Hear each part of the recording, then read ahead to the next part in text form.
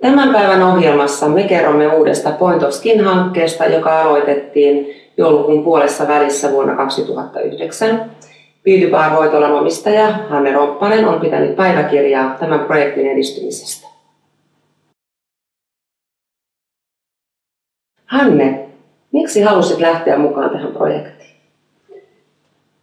Mun mielestä Point of Skin on kosmetologille ja kauneushoitolayrittäjälle aivan ainutlaatuinen mahdollisuus päästä kehittämään itseään ihonhoidon ammattilaisena ja myöskin kehittää yrityksensä aivan uudelle tasolle.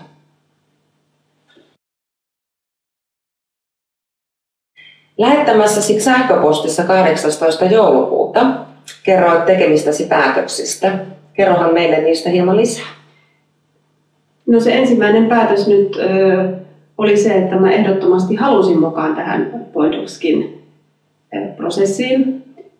Ja siihen päästyä, niin sitten seuraava päätös oli se, että mä haluan tehdä mun toiminnasta liiketoimintaa. Ja käytännön päätöksiä, joita mä sitten olen tehnyt, niin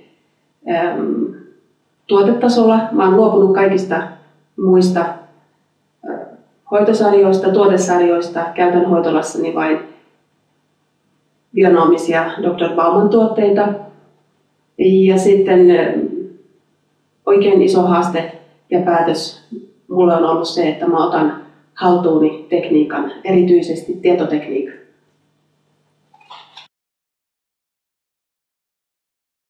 Seuraavassa viestissäsi 21. päivä joulukuuta kerroit oppimisprosessista, mitä olet käynyt läpi. Kerrohan siitä lisää. Kun Avi Königsberg ensimmäisen kerran vieraili mun hoitolassa, niin sitten vierailun jälkeen sain häneltä tällaisen 19 kohdan analyysin hoitolastani, yrityksestäni. Ja se, että mä sen listan kävin läpi, oli melkoinen oppimisprosessi. Ei ollut ensimmäisellä kerralla ollenkaan hauskaa luettavaa, toisella kerralla sitten jo mua hieman tämä analyysi naurattikin. Mutta tämä analyysi pisti minut niin sanotusti peilin eteen, tarkastelin toimintaani ja yritystäni ulkopuolisen silmin. Se oli tämmöinen alkusysäys tälle oppimisprosessille. Mä ehdottomasti koen, että on hyvä tulla analysoiduksi. Yksi vaihe oppimisprosessia on ollut myöskin se, että mä oon hyvin paljon käyttänyt aikaani suunnittelemiseen. Tässä tulee tapahtumaan hyvin paljon asioita tämän Point of Skinin aikana ja jotta mä sitten saan parhaan mahdollisen hyödyn, niin haluan ehdottomasti käyttää aikaa toiminnan suunnittelemiseen. Ja sitten yksi ihan käytännön asia tästä oppimisesta. Mulle oli uusi ajatus se, että Avi Königsberg sanoi, että asiakas tulee kosmetologille ja kauneushoitolaan saadakseen konsultaatiota ihonhoidosta.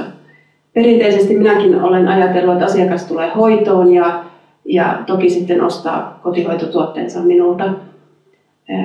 Minulle tuli uusi asiakas ja oppimani toimintamallin mukaisesti haastattelin asiakkaan, keskustelimme hänen motiiveistaan tulla Beauty Bariin ja kuinka ollakaan asiakas kertoi kääntyneensä puoleeni, koska hän halusi minun ammatti-ihmisenä suodattavan kaikesta siitä tietotulvasta, mitä kosmetiikastakin markkinoilla on, niin että minä olisin se henkilö, joka valitsee hänelle parhaimmat mahdolliset vaihtoehdot.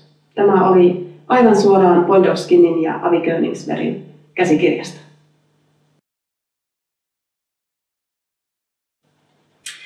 Viestissäsi 1. helmikuuta kerroit, mitä liiketoiminnassasi on tähän mennessä tapahtunut. Tammikuu 2010 oli ensimmäinen ehjäkuukausi Beauty Barilla Point of Skin -ohjelmassa.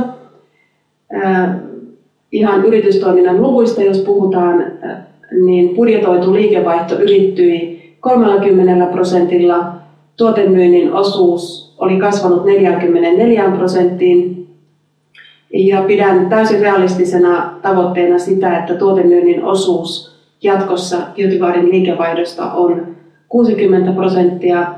Ja mun henkilökohtainen omalle työpanokselle asetettu tavoite on se, että liikevaihto kasvaa minun työpanoksella nykyisestä 50%. Eli tähän saakka olen siis työskennellyt yksin ja tavoite on kasvattaa liikevaihtoa 50%. Millä tavalla asiakkaasi ovat reagoineet näihin muutoksiin? Mulla on tietysti asiakassuhteita hyvin eri-ikäisiä asiakassuhteita. On asiakkaita, jotka on käynyt mulla 20 vuotta ja on asiakkaita, jotka on tullut asiakkaaksi kuukausi sitten. Ja ihmiset on erilaisia ja suhtautuminen asioihin on erilaista. Osa asiakkaista on ollut hyvin hämmentyneitä. On tullut uusi tapa saapua hoitoon. Nämä haastattelut ja analyysit ennen jokaista hoitoa. Hämmennys on ehkä oikea sana, mikä kuvaa heidän reaktioitaan. Sitten on aina se joukko asiakkaita, jotka on todella ihastuneita ja innostuneita kaikista niistä uusista asioista, joita Beauty Barissa tapahtuu. Ja he ovat myöskin hyvin otettuja siitä, että he ovat asiakkaiden Beauty Barissa, jossa mennään koko ajan eteenpäin. Ja tietysti uudet asiakkaat, joita on alusta saakka palveltu uudella tavalla, ovat olleet erittäin vaikuttuneita ja vakuuttuneita Beauty Barista ja mun henkilökohtaisesta ammattitaidosta.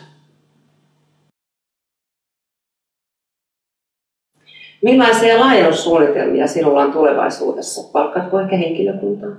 Mä puhuin tuossa aikaisemmin jo näistä liikevaihdollisista tavoitteista. Ne on siis mun henkilökohtaisen liikevaihdon tavoitteita, mutta Point of Skin-ohjelma tulee nostamaan Beauty Barin toiminnan niin isolle tasolle, että ehdottomasti ja ihan lähiaikoina kesän alussa palkkaan vakituiseen täysiaikaiseen suhteeseen työntekijän. Kiitos.